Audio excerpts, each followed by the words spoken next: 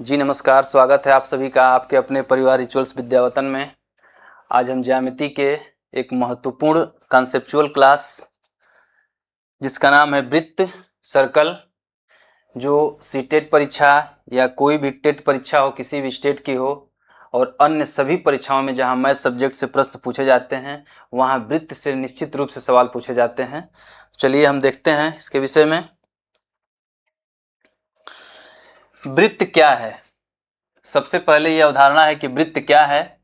समतल में स्थित उन सभी बिंदुओं का बिंदुपथ जो एक स्थिर बिंदु से अचर दूरी पर स्थित हो वृत्त कहलाता है। ये आपका जैसे समतल हो गया, तो समतल में स्थित उन सभी, अगर ये जो वक्राकार लाइन है इस पे अनेक हम बिंदु मान लें, बिंदुपथ का मतलब बिंदुओं का समूह, तो इन बिंदुओं के समूह को जो ये एक स्थिर बिंदु से एक निश्चित दूरी पर स्थित हैं क्या कहते हैं? वृत्त कहते हैं। मतलब कि समतल में स्थित उन सभी बिंदुओं का बिंदुपथ जो एक निश्चित बिंदु से अचर दूरी का मतलब ये दूरी निश्चित होती है, यहां से चाहे ये बिंदु से कहीं भी आप दूरी लेंगे ये निश्चित दूरी होती, अचर दूरी होती जो कभी बदलती नहीं है। ऐसी आकृति को क्या कहते हैं? वृत्त कहते हैं। जब ये आकृति वृत्त है तो इसके कुछ अवयव होंगे, तो इसमें मुख्य अवयव के रूप में केंद्र, जिस बिंदु से सभी बिंदुओं के समूह का या बिंदुपथ का जो अचर दूरी होता है, तो इस बिंदु को हम क्या कहते हैं? केंद्र कहते हैं। ये जो आपका बिंदु है जो कि बीचों बीच होता है इसको हम केंद्र कहते हैं, जिसको अक्सर ओ से प्रदर्शित किया जाता है। केंद्र को ओ से प्रदर्शित किया जाता है। अब अगला जो अवयव आता है वो ये बिंदुपथ जो है, ये वक्राकार लाइन जो बिंदुपथ से मिलकर बनी है, बिंदुओं के समूह से मिलकर बनी है, उसको हम क्या कहते हैं? परिधि कहते हैं। इसको हम क्या कहते हैं? परिधि, सरकमफेरेंस कहते हैं। वृत्त का सरकमफेरेंस ऑफ सर्किल। इसको आप बाहरी सीमा भी कह सकते हैं या चारों ओर कुल पथ की लंबाई भी कह सकते हैं। जो भी बिंदु पथ है, अनेक बिंदु इसमें है, उसी की पथ की लंबाई को भी हम कह सकते हैं। त्रिज्या, केंद्र से परिधि के किसी बिंदु की दूरी। अब ये केंद्र हो गया, ये परिधि हो गया। इस बिंदु से इस परिधि के किसी भी बिंदु की दूरी आप यहां से ले लीजिए यहां तक,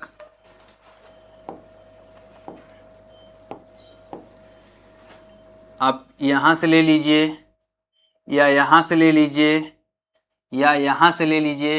ये चूंकि दूरी अचर है, बराबर है, सब जगह समान है, इसी को हम क्या कहते हैं?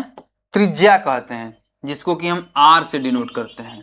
सभी ये आर ही है, यानी केंद्र से परिधि की दूरी। अब परिधि इसलिए कहा जाता है कि कोई भी बिंदु परिधि पे रहेगा, वहां से इसकी दूरी बराबर ही होगी, इसीलिए केंद्र से परिधि की दूरी को हम क्या कहते हैं? त्रिज्या कहते हैं, रेडियस। अगला क्या है? केंद्र से गुजरने वाली रेखा। अब इस केंद्र से अगर कोई रेखा गुजरती है तो इसको आप ऐसे कर लीजिए,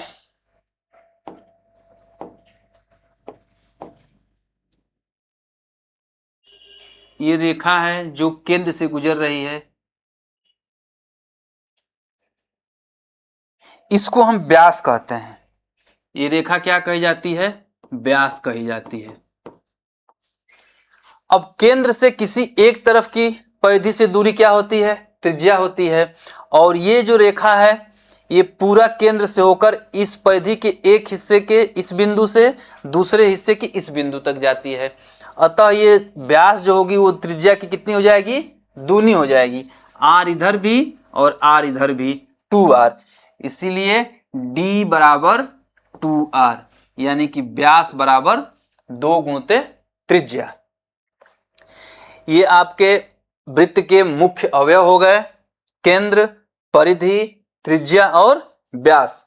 केंद्र बीच का बिंदु, परिधि बिंदुपथ, बिंदुओं का समूह जो केंद्र से समान दूरी पर स्थित होते हैं, वो हो गया परिधि। और परिधि से केंद्र की दूरी त्रिज्या, और ऐसी रेखा जो केंद्र से होते हुए जाती है और परिधि को 2 स्थानों पर टच करती है, वो क्या हो जाएगी? व्यास हो जाएगी। और व्यास d बराबर क्या होता है? त्रिज्या का दूना। आगे चलते हैं। वृत्त की जीवा, अब एक शब्द है जीवा। वृत्त की परिधि पर स्थित किन्हीं दो बिंदुओं को मिलाने वाले रेखाखंड को जीवा कहते हैं। वृत्त की परिधि आप जान गए। अब वृत्त की परिधि पर कोई दो बिंदु, एक बिंदु हम यहां ले लिए और एक बिंदु अगर यहां ले लिए, तो इन दोनों को मिलाने वाली रेखा जो कही जाती है वो जीवा कॉर्ड कही जाती है। अब ये बिंदु कहीं भी हो सकते हैं, बिंदु यहां भी हो सकता है, यहां भी हो सकता है। अब इनको जो रेखा मिलाएगी, अब एक बिंदु अगर यहां ले लें और एक बिंदु यहां ले लें, इसको हम मिला दें, तो ये भी रेखा क्या कही जाएगी? जीवा। ये परिधि पर एक बिंदु यहां, एक बिंदु यहां, कहीं भी इस तरह से जीवा जो होती है परिधि पर दो बिंदुओं को मिलाने वाले रेखाखंड को कहते हैं। कहीं भी हो सकती है और बीच से भी हो सकती है, जो सेंटर से भी होके जाती है। वृत्त के केंद्र से होकर जाने वाली जीवा ही सबसे बड़ी जीवा है। अगर कोई रेखाखंड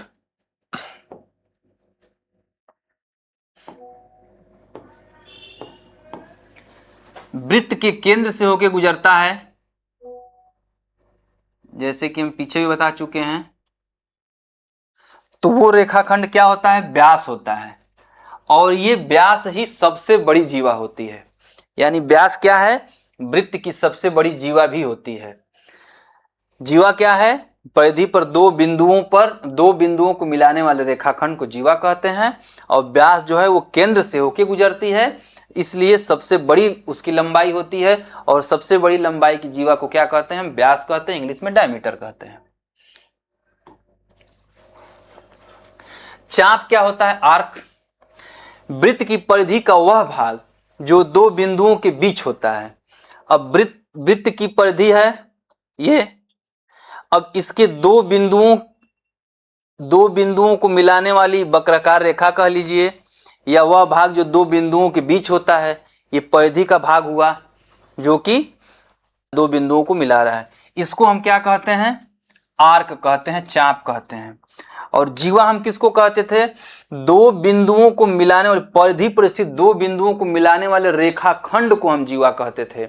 और यहाँ दो भागों को, परिधि पर दो भागों को मिलाने वाली वक्राकार रेखा कह लीजिए, वो सीधी रेखा थी, ये वक्राकार रेखा हो गई। या परिधि का वह हिस्सा जो दो बिंदुओं के बीच होता है, उसी को हम क्या कहते हैं? आर्क कहते हैं, चाप कहते हैं। अब इस चाप द्वारा ये, इस पे कोण भी बनेगा।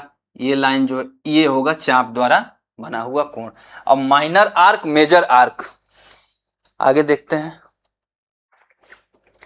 त्रिज्यखंड वह भाग है जो दो त्रिज्याओं तथा उनके बीच की चाप से घिरा होता है। त्रिज्यखंड, सेक्टर क्या होता है?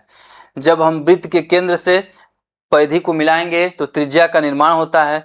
और इस त्रिज्या से, इन दोनों त्रिज्या से और इस चाप से, तीनों से मिलकर जो बीच का भाग घेरा जाता है, उसी को हम क्या कहते हैं? त्रिज्यखंड कहते हैं।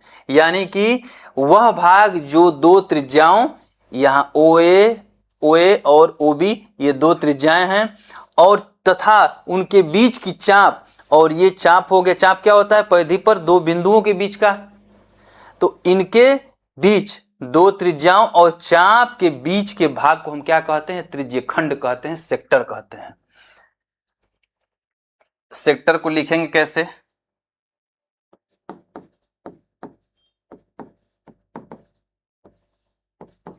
ये हो जाएगा OAB, OAB ये हो जाएगा आपका सेक्टर, त्रिज्यखंड। और ये त्रिज्यखंड का कोण हो गया। आगे चलते हैं। दीर्घ त्रिज्यखंड और लघु त्रिज्यखंड। त्रिज्या द्वारा, ये दो त्रिज्याएं हैं, इनके द्वारा और आर्क के बीच में जो भाग है वो माइनर सेक्टर है। ये कोण से डिसाइड होता है। जिसका कोण कम रहेगा वो माइनर सेक्टर होगा, जिसका कोण ज्यादा रहेगा वो मेजर सेक्टर रहेगा। या अगर हम इसको माइनर सेक्टर कह रहे हैं तो बाकी जो बचा हुआ त्रिज्याओं से इस दिशा में, विपरीत दिशा में जो क्षेत्र होता है और ये चाप द्वारा घिरा होता है, उसको क्या कहते हैं? मेजर सेक्टर कहते हैं। तो माइनर सेक्टर ये वाला हिस्सा, और मेजर सेक्टर ये वाला हिस्सा, ये थीटा अल्फा हो गया और इसको हम बीटा कर लेते हैं, ये बीटा। इसको अगर O हम मानते हैं, केंद्र को O मानते हैं, इसको A मानते हैं, इसको B मानते हैं, और यहाँ अगर कोई हम Q बिंदु मान लेते हैं, और यहाँ अगर हम कोई P बिंदु मान लेते हैं, तो माइनर सेक्टर दीर्घ मेजर सेक्टर क्या हो जाएगा, O B या O A Q B, O A Q B, O A ये बिंदु है, इसी को O केंद्र में होता है, O A Q B, ये आपका क्या हो गया, दीर्घ त्रिज्यीय खंड हो गया, मेजर सेक्टर हो गया। और आपका O A यहां से P कर लीजिए, O A P B, O A P B, इसको हम क्या कहेंगे, लघु त्रिज्यीय खंड, माइनर सेक्टर कहेंगे। O A P B ये माइनर सेक्टर, और ये जो इन्हीं त्रिज्याओं द्वारा इस दिशा में जो त्रिज्य खंड बच जाता है उसी को हम क्या कहते हैं, मेजर सेक्टर कहते हैं। माइनर सेक्टर का कोण क्या है, बीटा है, और मेजर सेक्टर का कोण क्या है, अल्फा है। अगर 300 ये कोण आपको पता है 360 में से घटा देंगे तो आपका मेजर सेक्टर का निकल जाएगा, या मेजर सेक्टर का दिया हुआ है कोण तो उसको हम 360 में से घटा देते हैं तो माइनर सेक्टर का। और जहां अगर सेक्टर की बात होती है वहां हम माइनर सेक्टर की ही बात करते हैं, लघु त्रिज्य खंड की ही बात करते हैं। आगे चलते हैं। वृत्तखंड, सेगमेंट। अब वृत्तखंड क्या है, वृत्तखंड वृत्त का वह भाग है जो एक जीवा तथा उसकी संगत चाप से घिरा होता है। त्रिज्यखंड और वृत्तखंड में क्या अंतर है, त्रिज्यखंड त्रिज्याओं के द्वारा घिरा होता है, त्रिज्याओं और चाप के द्वारा घिरा होता है, लेकिन वृत्तखंड क्या है, जीवा और चाप के बीच का भाग होता है। ये जीवा है, और जीवा क्या होती है, वृत्त पर दो बिंदुओं को मिलाने वाले रेखाखंड को जीवा कहते हैं, व्यास सबसे बड़ी जीवा होती है। तो ये जो है जीवा और इसके संबंधित जो आर्क है इसके बीच के भाग को हम क्या कहते हैं, वृत्तखंड कहते हैं। यहाँ वृत्त का खंड हो गया, ये पूरा पूरा वृत्त है, इसके इधर का कट गया तो ये खंड हो गया, खंड मतलब भाग, पार्ट, और ये इधर जो बच गया वो मेजर हो गया। अगर इसको हम माइनर कहते हैं तो ये मेजर, देखने से आपको लग रहा है कि ये छोटा हिस्सा है और ये बड़ा हिस्सा है। उसी तरीके से जैसे त्रिज्यखंड में हम जब त्रिज्यखंड कहा जाएगा तो माइनर की बात होती है, यानी लघु की बात होती है, उसी तरह से जब वृत्तखंड की बात की जाएगी तो यहाँ भी लघु वृत्तखंड माना जाएगा, जब तक कि दीर्घ वृत्तखंड कहा ना जाए। तो इसमें आगे चलते हैं। लघु वृत्तखंड, अब इसको अगर हम ए सी डी है, यहाँ कोई बिंदु अगर हम P मान लेते हैं, और इस तरह से इस हिस्से को अगर हम ये बिंदु Q मान लेते हैं, तो लघु वृत्तखंड जो होगा वो DPA या CDP ऐसे कह लीजिए, या DCP कह लीजिए, या PDC कह लीजिए। CDP क्या है, लघु वृत्तखंड है, और इस तरह से जब हम चलेंगे इसको लेकर के इस तरह से CDQ ये क्या है, दीर्घ वृत्तखंड है। ये जीवा हो गई, जीवा माइनर आर्क, लघु वृत्तखंड, और ये मेजर आर्क दीर्घ वृत्तखंड, और ये कॉर्ड जीवा, ये सेंटर हो गया। सेगमेंट मतलब वृत्तखंड।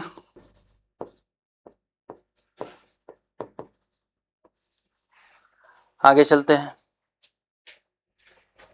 जीवा द्वारा अंतरित कोण, अब जो भी जीवा खींची जाएगी, जीवा होती क्या है, परिधि पर दो बिंदुओं को मिलाने वाला रेखाखंड, उनसे कुछ कोण अंतरित होते हैं। बराबर जीवाएं वृत्त के केंद्र पर बराबर कोण अंतरित करती हैं। अब ये जीवा है तो इसके द्वारा जो वृत्त पे अंतरित कोण होगा ये वाला हिस्सा कोण होगा थीटा, और ये जो जीवा है इसके द्वारा जो वृत्त पे अंतरित कोण होगा वो भी क्या होगा, थीटा ही होगा। दोनों थीटा आपस में बराबर होंगे। क्यों? क्योंकि बराबर जीवाएं वृत्त के केंद्र पर बराबर कोण अंतरित करती हैं। इन जीवाओं की लंबाई है क्या? बराबर ए बी बराबर सी डी। तो ये ए बी जो है इस केंद्र ओ पर अगर थीटा का कोण बना रही है और इसी लंबाई की जीवा अगर सी डी है तो ये भी केंद्र पर थीटा ही बनाएगी। जैसा कि लिखा हो, यदि ए बी बराबर सी डी तो ए ओ बी बराबर सी ओ डी, ए ओ बी बराबर सी ओ डी। यही होता है बराबर जीवाएं वृत्त के केंद्र पर बराबर कोण अंतरित करती हैं। ये जीवा किसी दिशा में हो सकता है, यहां से भी यहां तक खींचा जा सकता है, लंबाई इसकी बराबर होनी चाहिए। तो जो ये कोण इस पे अंतरित करेगा वो थीटा के बराबर ही होगा। इसकी भी लंबाई सी डी एम एन कर लीजिए, ये भी, यानी एम एन भी अगर ए बी के बराबर है या सी डी के बराबर है तो इसका ये जहां कोण बनेगा ये भी क्या बनेगा? थीटा ही बनेगा। यानी लंबाई में बराबर जीवाएं केंद्र पर बराबर कोण अंतरित करती हैं। इसका विलोम भी है, यदि दो जीवाएं केंद्र पर समान कोण बनाएं, अगर ये कहा जाए इस तरह से दे करके प्रश्न में कि ये थीटा ये सारे बराबर हैं तो जीवाओं की लंबाई क्या है? तो जीवाओं की लंबाई भी बराबर होगी। आगे देखते हैं, समद्विभाजन प्रमेय क्या है? वृत्त के केंद्र से किसी जीवा पर डाला गया लंब उस जीवा को समद्विभाजित करता है। अब ए बी सर्किल में ए बी क्या हो गई? जीवा हो गई, क्योंकि ये परिधि पर दो बिंदुओं को मिलाने वाला रेखाखंड है। ये सेंटर हो गया ओ। केंद्र से जीवा पर डाला गया लंब मतलब इस जीवा पर ये रेखाखंड, त्रिज्या वाला रेखाखंड 90 डिग्री का कोण बना रहा है, उसी को लंब कहते हैं। तो ये इस जीवा को दो पार्ट में विभाजित करता है और वो दोनों पार्ट आपस में बराबर भी होते हैं। समद्विभाजित, समद्वि मतलब दो बराबर भागों में विभाजित करना।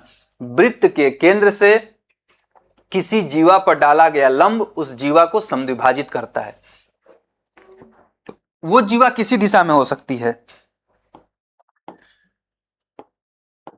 चाहे कोई भी जीवा हो। अगर यहां भी हम जीवा ले लेते हैं कोई एक, इससे केंद्र पर अगर केंद्र से इस पर अगर लंब डाला जाता है तो ये जीवा को समद्विभाजित करेगा। ये 90 डिग्री हो जाएगा और ये इसके बराबर होगा। अब जीवा छोटी हो या बड़ी हो उससे मतलब नहीं है, मतलब ये है कि जीवा पर केंद्र से क्या होना चाहिए? लंब होना चाहिए, लंब रेखाखंड होना चाहिए, तो वो जीवा को दो बराबर भागों में बांटेगा ही। केंद्र से जीवा के मध्य बिंदु को मिलाने वाला रेखा जीवा पर लंब होता है। ये उसी का उल्टा है कि अगर कोई जीवा के मध्य बिंदु को मिलाता है रेखा तो वो जीवा पर क्या होगा? लंब होगा। आगे चलते हैं, केंद्र से जीवा की दूरी केंद्र से उस जीवा पर डाले गए लंब रेखाखंड की लंबाई होती है। अब केंद्र से जीवा की दूरी क्या होती है? अगर हम कहें कि ये वृत्त का केंद्र है और ये जीवा है, ये भी जीवा है, तो इस जीवा से केंद्र से और इस जीवा के बीच की दूरी क्या है?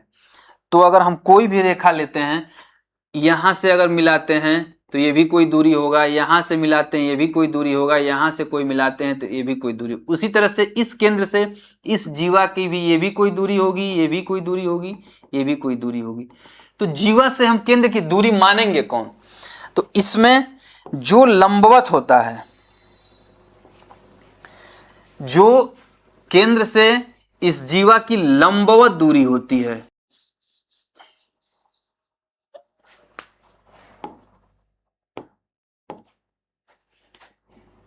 ये दूरी अगर लंबवत है केंद्र से तो यही केंद्र से जीवा की दूरी कही जाएगी, ये 90 डिग्री।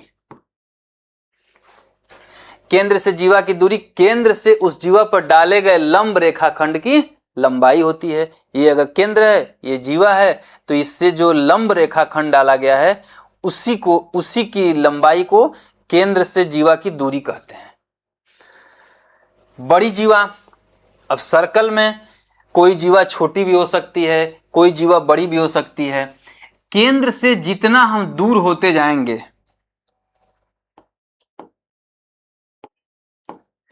केंद्र से हम जितना दूर होते जाएंगे जीवा की लंबाई छोटी होती जाएगी। ये सबसे नजदीक या कह लीजिए केंद्र पे जो जीवा होती है वो व्यास होती है और सबसे बड़ी जीवा व्यासी होती है। और ये केंद्र से जैसे जैसे हम दूर होते चले जा रहे हैं जीवा की लंबाई छोटी होती जा रही है।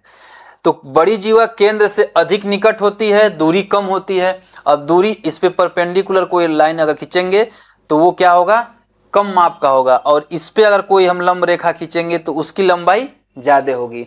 यानी कि बड़ी जीवा केंद्र से अधिक दूर होती है, छोटी जीवा केंद्र बड़ी जीवा केंद्र से अधिक निकट होती है। ये जीवा बड़ी है, यहाँ से केंद्र से इसकी दूरी कम होगी, और ये जीवा छोटी है तो यहाँ से इसकी दूरी जो होगी वो ज़्यादा होगी। जैसे कि अगर हम इसको x कर लें, इसको अगर हम x कर लें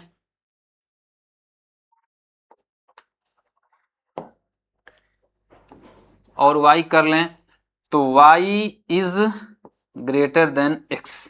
क्यों? क्योंकि ये आपका O हो गया, ये व्यास है ए बी, ये सी डी जीवा है, ये ई एफ जीवा है, ये जी एच जीवा है। तो सी डी जीवा कम दूरी पर होगा क्योंकि बड़ी जीवा है, और ई एफ जीवा जो है वो ज्यादा दूरी पर होगा क्योंकि छोटी जीवा है। व्यास केंद्र से शून्य दूरी पर होता है क्योंकि व्यास जो होता है वो सेंटर पे ही लैप करता है, सेंटर से होके जाता है, केंद्र से होके जाता है, इसलिए उसकी दूरी जो होती है केंद्र से शून्य के बराबर होती है। आगे चलते हैं। वृत्त की समान जीवाएं केंद्र से समान दूरी पर स्थित होती हैं। अगर कोई भी जीवा है उसकी लंबाई अन्य जीवा के बराबर है तो उन दोनों जीवाओं की केंद्र से दूरी क्या होगी, समान होगी। यानी कि ए बी की दूरी और सी डी की दूरी ओ एल और ओ एम जो है वो आपस में बराबर होगा। यदि ए बी बराबर सी डी तो ओ एल बराबर ओ एम। यानी कोई भी जीवा हो, इस दिशा में भी अगर हम कोई जीवा खींचते हैं, अगर उस जीवा की लंबाई इनकी लंबाई के बराबर है तो उनके केंद्र से उनकी दूरी इनकी दूरी के बराबर ही होगा। विलोम जो जीवाएं केंद्र से बराबर दूरी पर होती हैं वे आपस में समान लंबाई की होती हैं। अगर ये कहा जाए कि सेंटर से इस जीवा की दूरी इतना है और सेंटर से इस जीवा की दूरी भी उतना ही है तो जीवाओं की जो लंबाई होगी वो बराबर होगी। चाप एवं कोण। वृत्त की परिधि का एक भाग चाप कहलाता है। चाप द्वारा केंद्र तथा परिधि दोनों पर कोण अंतरित होते हैं। अब ये अगर चाप है, इसको हम लिख लेते हैं, ओ सेंटर हो गया, ए हो गया और ये बी हो गया, और इसको भी हम कर लेते हैं सी कर लेते हैं। ये बिंदु जो है अगर डी हो जाता है तो इस चाप द्वारा, ये जो ए डी बी चाप है इसके द्वारा केंद्र पर एक कोण अंतरित होता है थीटा, जिसको हम कह रहे हैं। ये चाप ए डी बी द्वारा केंद्र ओ पर एक कोण अंतरित हो रहा है जो थीटा है, और इसी तरह इन चापों द्वारा परिधि पर कोई अगर बिंदु सी है तो इससे जो झुकाव हो रहा है ए और बी के बीच में वो क्या होगा, परिधि पर अंतरित होगा। किससे? चाप द्वारा। यानी चाप एडीबी द्वारा केंद्र पर अंतरित कोण थीटा और चाप एडीबी द्वारा ये परिधि पर एक बिंदु सी है इस पे अंतरित कोण ये अल्फा कह लीजिए, ऐसे अंतरित होता है। अब लघु चाप क्या होता है? जिस चाप की लंबाई कम होगी वो लघु चाप होगा, अब बाकी जो बच जाएगा वो दीर्घ चाप होगा। या ये कह लीजिए कि जो चाप बड़ा होता है वो बड़ा चाप होगा, दीर्घ चाप होगा, और जो चाप छोटा होता है वो लघु चाप होगा। Minor arc, major arc. अब केंद्र पर जो लघु चाप द्वारा कोण बनेगा ये हो गया केंद्र O, और ये हो गया ADB द्वारा केंद्र पर अंतरित कोण थीटा, ये 180 से कम होगा। थीटा जो होगा 180 से कम होगा, और ये इसकी उल्टा दिशा में जब बनता है ये थीटा हो गया। और दीर्घ चाप केंद्र पर 180 से बड़ा कोण बनाता है। अब अगर दीर्घ चाप की बात करें, इस चाप की बात करें, तो ये जो बनाएगा इसको हम बीटा कह लें अगर, तो बीटा जो होगा हमेशा 180 से बड़ा होगा। जब एक इसके विपरीत बनता है, लघु के विपरीत दीर्घ बनता है, 180 से कम होगा तो उसका उल्टा 180 से ज्यादा होगा। यानी कि बीटा बराबर जो होगा वो ग्रेटर देन 180। लघु चाप केंद्र पर 180 से छोटा कोण बनाता है, दीर्घ चाप केंद्र पर 180 से बड़ा कोण बनाता है।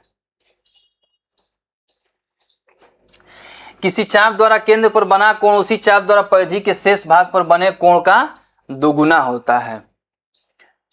किसी चाप द्वारा, अब अगर ए बी एक चाप है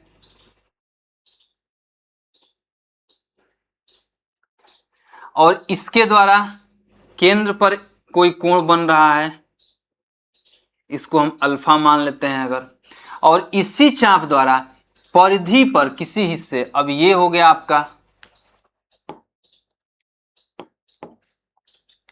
ये वाला कोण,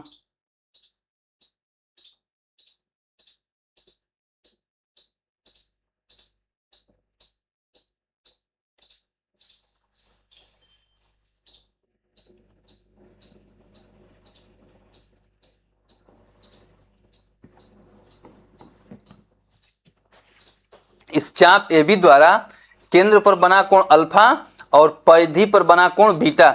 ये कोण कहीं भी बन सकता है, परिधि पर इस दिशा में भी बन सकता है, यहां भी बन सकता है। इसको अगर हम मिलाएंगे ऐसे तो ये भी कोण इसी चाप द्वारा अंतरित कोण कहा जाएगा। अगर हम इस बिंदु पर बनाना चाहें तो ये भी इसी चाप द्वारा अंतरित कोण कहा जाएगा। इसमें जो संबंध होता है ए ओ बी, यानी कि परिधि पर बना कोण केंद्र पर बने कोण का आधा होता है। ए ओ बी बराबर 2ACB। ए ओ बी बराबर 2 गुणित ACB, मतलब किसी चाप द्वारा केंद्र पर बना कोण परिधि पर बने कोण का दुगुना होता है। अगर उल्टा हम कहें, परिधि का कोण यानी ACB केंद्र पर बने कोण AOB का आधा होता है। आगे चलते हैं। एक ही चाप द्वारा वृत्त के एक ही वृत्तखंड में परिधि पर बने सभी कोण समान होते हैं। अगर ये चाप AB है, इसके द्वारा परिधि पर एक कोण यहां थीटा बनता है और यहां भी अल्फा बन गया। इसी तरह से कहीं भी इन दो चापों को लेकर के अगर हम यहां भी कोण कोई बना देते हैं, इन चाप को लेकर के अगर ये बीटा है तो सभी आपस में बराबर होंगे। कोण थीटा बराबर कोण अल्फा बराबर कोण बीटा। एक ही चाप द्वारा वृत्त की परिधि पर, चाहे वो कहीं भी परिधि पर कहीं भी कोण बना रहे हों, सभी कोण क्या होते हैं? बराबर होते हैं। एक ही चाप द्वारा वृत्त के एक ही वृत्तखंड में। अब एक वृत्तखंड से आशय क्या है? अगर ये लाइन ऐसे खींच दी जाए तो ये जीवा हो जाएगी। ए बी क्या है? जीवा है। अब जीवा के एक साइड इधर एक वृत्तखंड हो जाता है और ये इधर एक वृत्तखंड हो जाता है। इसको हम माइनर सेगमेंट और इसको मेजर सेगमेंट। तो एक ही ओर के वृत्तखंड में जो कोण बनेंगे वही बराबर होंगे। अगर हम इस दिशा में कोई कोण बना लेते हैं तो वो इनके बराबर नहीं होगा।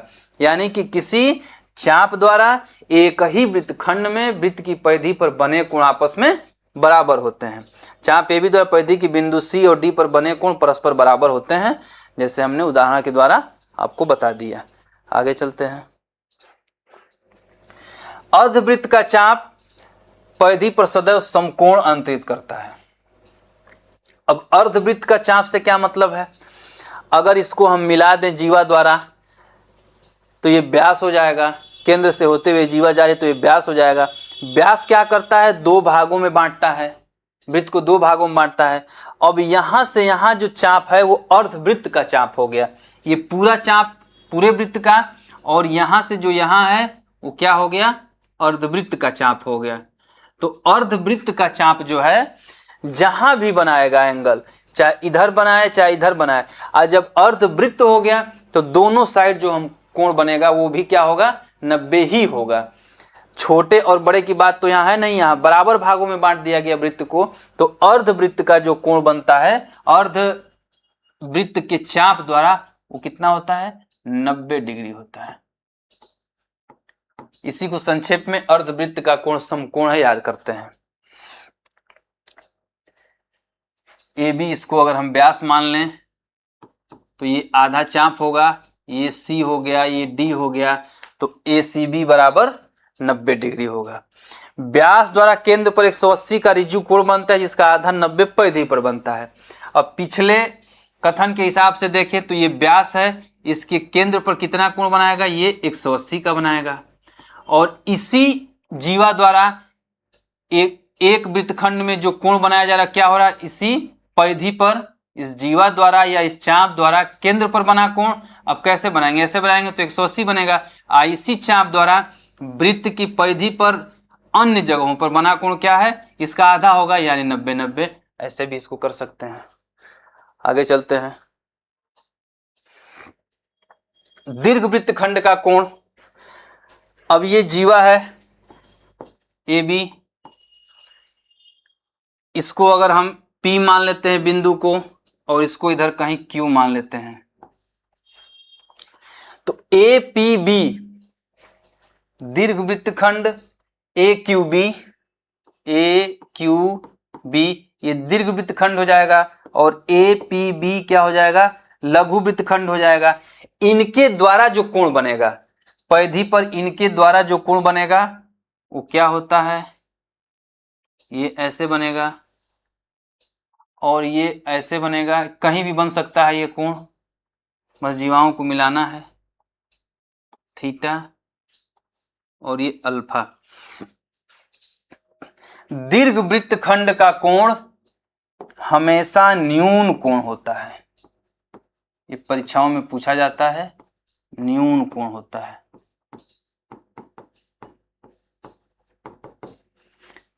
ये आपका दीर्घ वृत्तखंड हो गया, आप कहीं भी बनाएंगे ये तो थीटा क्या होगा, न्यून कोण होगा। न्यून कोण मतलब 0 से 90 के बीच में। और ये जो सेगमेंट ए पी बी, इसमें जो कोण बनेगा, इसके द्वारा जो कोण बनेगा अल्फा, वो हमेशा अधिक कोण होगा, यानी कि लघु वृत्तखंड का कोण अधिक कोण होता है।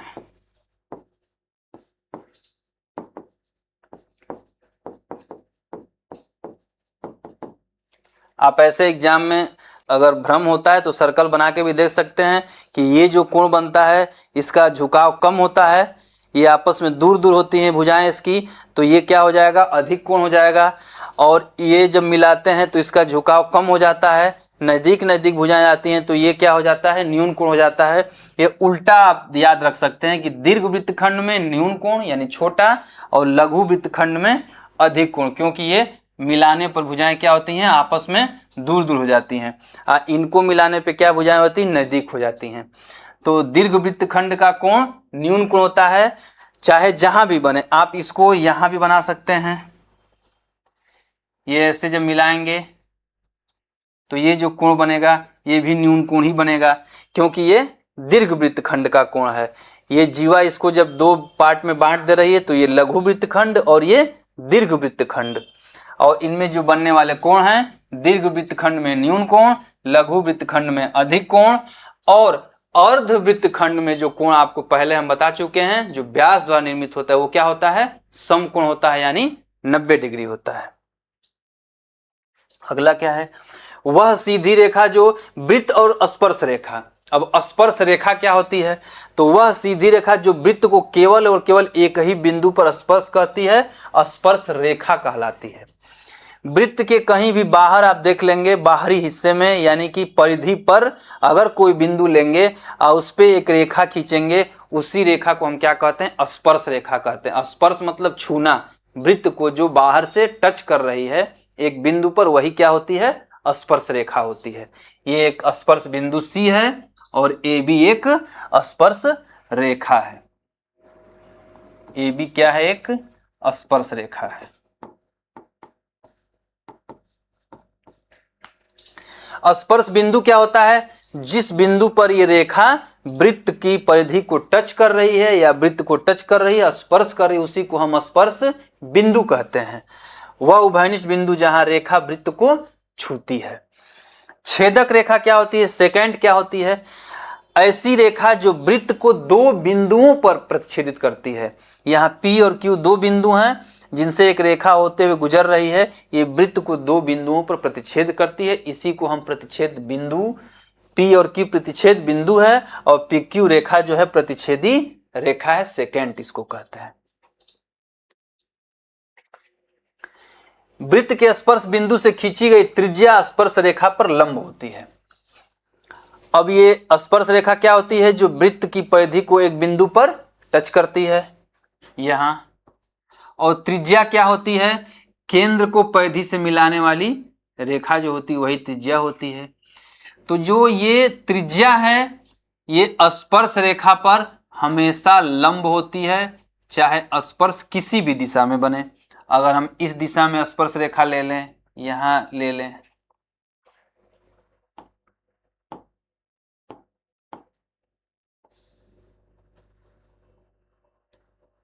ये स्पर्श रेखा,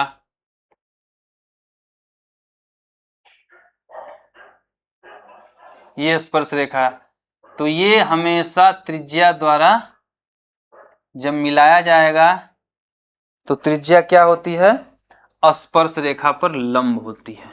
90 डिग्री का कोण बनेगा ये ऐसे।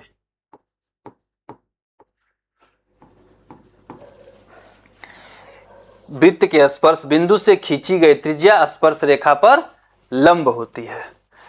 OP पैरेलल टू, ये OP है, अगर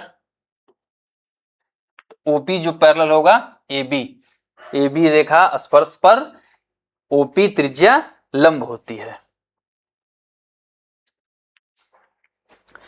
किसी बाह्य बिंदु से वृत्त पर खींची गई दोनों स्पर्श रेखाओं की लंबाइयां आपस में समान होती हैं। अब ये कोई बाह्य बिंदु है P, इससे वृत्त पर PA रेखा खींची गई है जो स्पर्श रेखा है। इस बिंदु से P से PB रेखा खींची गई है जो वृत्त पर स्पर्श रेखा है। तो वृत्त के किसी एक बिंदु से जो स्पर्श रेखाएं खींची जाएंगी उनकी लंबाई आपस में बराबर होगी। PA बराबर PB, ये यहां से दूरी और ये यहां से दूरी हमेशा बराबर होती है, चाहे किसी भी दिशा से खींच ली जाए। अगर यहां भी हम P एक बिंदु मान लेते हैं, अगर यहां से टच करते हुए एक रेखा जाती है, यहां से टच करते हुए रेखा जाएगी एक, तो ये क्या होगी, स्पर्श रेखा होगी और इनकी लंबाइयां जो होंगी आपस में बराबर होंगी। तो वृत्त के बाह्य किसी भी बिंदु से वृत्त पर खींची गई स्पर्श रेखा, दो स्पर्श रेखाएं होती हैं, इनकी लंबाई आपस में बराबर होती है। अब इसमें एक और प्रॉपर्टी है, बाह्य बिंदु P से अगर केंद्र को मिलाया जाए तो जो रेखा खींची जाती है वो इन दोनों स्पर्श रेखाओं के बीच के कोण को समद्विभाजित करती है, यानी दो बराबर हिस्सों में काट देगी। ये हिस्सा इसके बराबर हो जाएगा। वृत्त के केंद्र से स्पर्श बिंदु, ये जो बिंदु है बाह्य बिंदु, उसको मिलाने वाली रेखा दोनों स्पर्श रेखाओं के बीच बने कोण को समद्विभाजित करता है। बाह्य बिंदु P से केंद्र को मिलाने वाली रेखा OP दोनों स्पर्श रेखाओं के कोण को समद्विभाजित करता है। इसको, ये इससे इसको मिलाने वाली रेखा है, ये दोनों स्पर्श रेखाएं हैं, ये इनके बीच का कोण है। तो ये जो केंद्र से मिलाने वाली रेखा है इसको दो बराबर कोणों में विभाजित करती है। एक बिंदु से वृत्त पर स्पर्श रेखाओं की संख्या बहुत इंपॉर्टेंट है, एग्जाम में पूछा जाता है। आंतरिक बिंदु, अगर वृत्त के अंदर कोई हम बिंदु ले लेते हैं, ये सेंटर O है, अगर कोई बिंदु यहां लेते हैं तो ये क्या करेगी, यहां जाके कट कर देगी, स्पर्श रेखा नहीं है ये क्या होती है, वृत्त के भीतर स्थित बिंदु से शून्य स्पर्श रेखा खींची जा सकती है। स्पर्श रेखा क्या होती है, वृत्त की परिधि पर बाह्यतम टच करने वाली, यानी बाहर की तरफ से टच करेगी, वो होती है स्पर्श रेखा। ये अंदर बिंदु, इससे रेखा जो होगी टच नहीं करेगी बल्कि एक बिंदु पर क्रॉस कर देगी। तो वृत्त के भीतर स्थित किसी बिंदु से शून्य स्पर्श रेखाएं खींची जा सकती हैं। अब परिधि पर स्थित किसी बिंदु से अब परिधि पर अगर कोई यहाँ बिंदु स्थित है तो इससे सिर्फ और सिर्फ केवल एक स्पर्श रेखा खींची जा सकती है। वृत्त की परिधि पर स्थित किसी बिंदु से केवल और केवल एक स्पर्श रेखा खींची जा सकती है। अगला क्या है, वृत्त के बाहर स्थित बिंदु से ठीक दो स्पर्श रेखाएं खींची जा सकती हैं।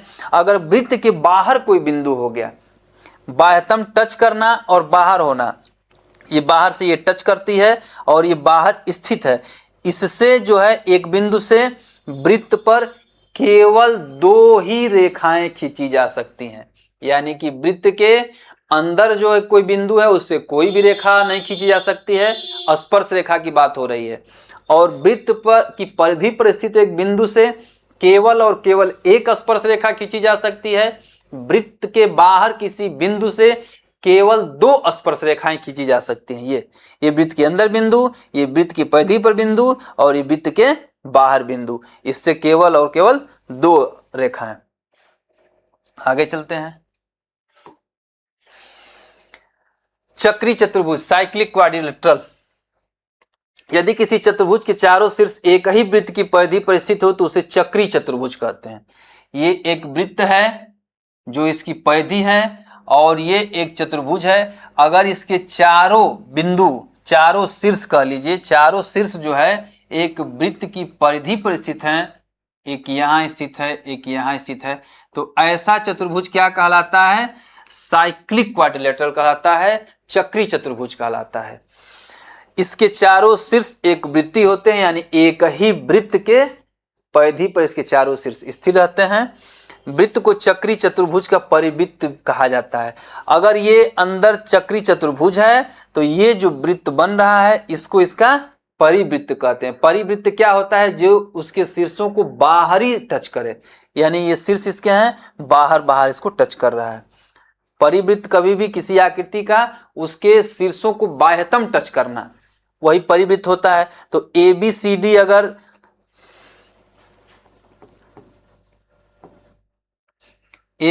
अगर एक चतुर्भुज है और इसके शीर्ष इस वृत्त के परिधि पर स्थित हैं तो यह क्या है? एक चक्री चतुर्भुज है।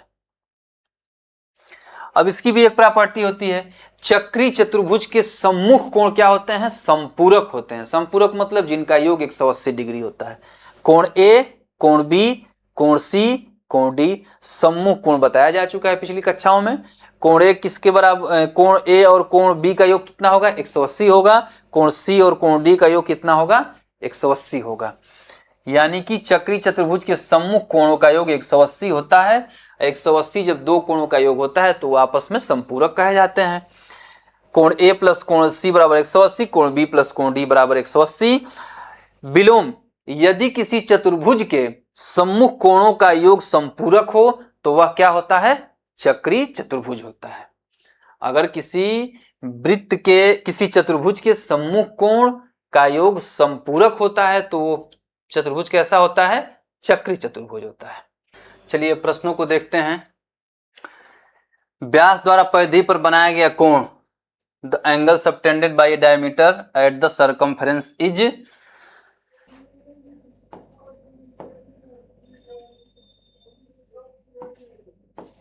फिगर से एक बार समझ लेते हैं, रिवाइज भी हो जाएगा। व्यास क्या होती है? वृत्त के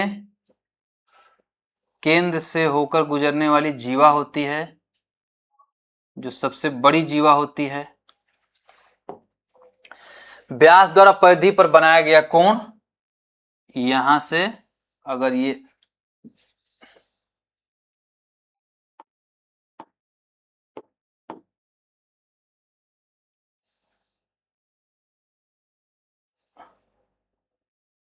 ये कोण या यहां से ये कोण या यहां से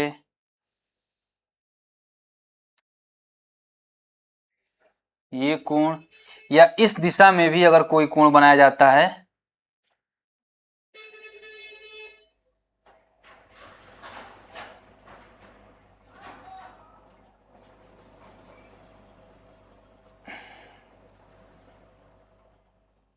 ये सारे कोण 90 डिग्री होंगे।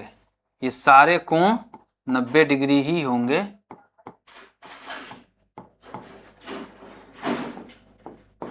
क्योंकि व्यास द्वारा वृत्त जो है 2 वृत्तखंडों में डिवाइड हो जाता है।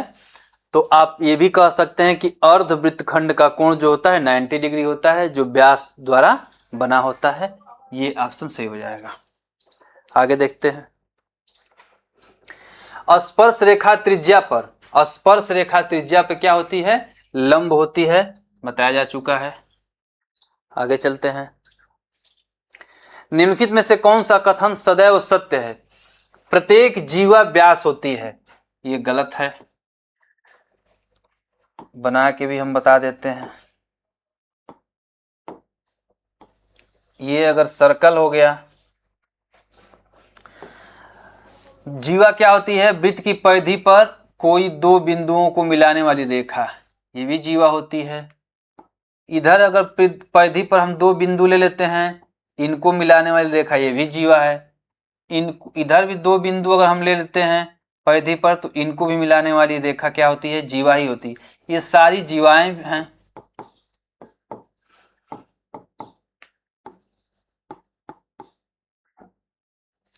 और व्यास क्या होता है? व्यास केंद्र से होकर जाने वाला। वृत्त परिधि पर ऐसा 2 बिंदु जिनको मिलाने वाली रेखा केंद्र से होकर जाती है, वो होती है व्यास। ये भी जीवा है, सबसे बड़ी जीवा। अब कह क्या रहा है? प्रत्येक जीवा व्यास होती है। क्या ये व्यास है? नहीं, ये भी नहीं, ये भी नहीं, सिर्फ ये। इसलिए ये कथन क्या है? गलत है। प्रत्येक व्यास जीवा होती है, बिल्कुल सही है। ये जो एक ये व्यास है, अगर इधर से 2 बिंदुओं को हम मिला देते हैं जो कि केंद्र से होकर जा रहा है, तो ये भी व्यास होगा। अगर इन 2 बिंदुओं को हम मिला देते हैं जो केंद्र से होकर जा रहा है, तो ये भी व्यास होगा। तो प्रत्येक व्यास जीवा होती है। क्यों? क्योंकि जीवा की परिभाषा ये है कि परिधि पर स्थित किन्हीं 2 बिंदुओं को मिलाने वाली रेखा। तो ये आपका हो गया। प्रत्येक त्रिज्या व्यास होती है, ये गलत है। त्रिज्या क्या होता है? केंद्र से परिधि पर स्थित किसी बिंदु की दूरी क्या होती है? त्रिज्या होती है, जो हर दिशाओं में समान होती है। ये हो गया आर। और ये पूरा क्या है? आर इधर भी है, आर इधर भी है, तो डी बराबर 2r होता है। प्रत्येक त्रिज्या व्यास होती है, कथन गलत है। प्रत्येक स्पर्श रेखा केंद्र से गुजरती है। स्पर्श रेखा जो होती है वो वृत्त के बाहर बाह्यतम की तरफ से स्पर्श, ये होती है स्पर्श रेखा। वृत्त को परिधि पर स्थित किसी बिंदु से गुजरती है, न कि अंदर से या केंद्र से गुजरती है। केंद्र से कौन गुजरता है? व्यास, जो क्या होती है? एक जीवा होती है। एक ही वृत्त की समान जीवाएं, जब एक वृत्त की समान जीवाएं हैं तो हमने क्या प्रॉपर्टी इसके विषय में पढ़ा? वो बराबर लंबाई की होती हैं, समांतर, केंद्र से समान दूरी, और केंद्र से समान दूरी पर भी होती हैं। ये दोनों है। अगर केंद्र से समान दूरी पर हैं तो जीवाओं की लंबाई बराबर होगी, या जीवाओं की लंबाई बराबर है तो केंद्र से समान दूरी पर होंगी। ये आगे चलते हैं। केंद्र से जीवा पर डाला गया लंब जीवा को 2 भागों में समद्विभाजित करता है, ये आपको याद होना चाहिए। वृत्त को 2 भागों में विभाजित करता है, गलत। जीवा को समद्विभाजित करता है, समद्विभाजित मतलब 2 बराबर भागों में बांटना। जीवा के समांतर होता है, ये निश्चित नहीं है, ये निश्चित नहीं है, वो लंबवत होता है। केंद्र से जीवा पर डाला गया लंब वो उसके लंबवत होता है, जीवा के समांतर नहीं होता है। बना के देख लीजिए।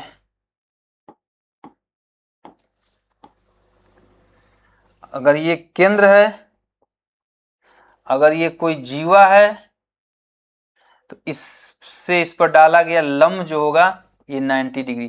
तो ये जीवा के समांतर कहाँ हो? जीवा के समांतर जीवा ही होती है, ये तो इसके लंब होता है, ये 90 डिग्री। ये भी गलत है।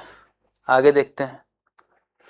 समान केंद्र लेकिन अलग अलग त्रिज्या वाले 2 वृत्त कहलाते हैं। केंद्र समान हो, बना के देख लेते हैं। अगर ये वृत्त हो गया, और अगर